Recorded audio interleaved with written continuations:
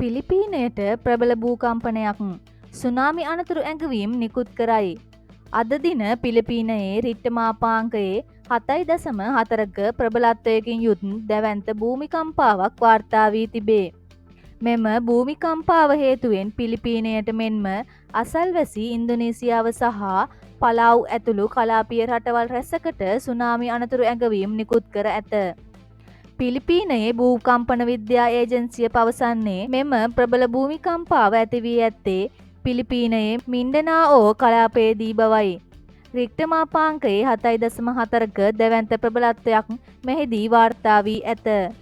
මෙම කම්පනය මින්ඩනාஓ වෙරළබඩ කලාපයට ආසන්නව ඇති වී තිබෙන බැවින් එය සුනාමි තත්ත්වයක් ඇතිවීමේ අවදානම ඉහළ නංවා ඇත. මෙම භූමිකම්පාවත් සමග වහාම ක්‍රියාත්මක වන පරිදි සුනාමි අනතුරු ඇඟවීම් නිකුත් කර තිබේ. පිලිපීනයේ සමහර වෙරළබඩ ප්‍රදේශවල සුනාමි රළ අඩි 10ක් දක්වා ඉහළ යා හැකි බව එරට බලධාරීන් අනතුරු වඟවා ඇත. මෙය ජීවිත හානි සහ දේපල හානි ඇති කළ හැකි බරපතල තත්ත්වයකි.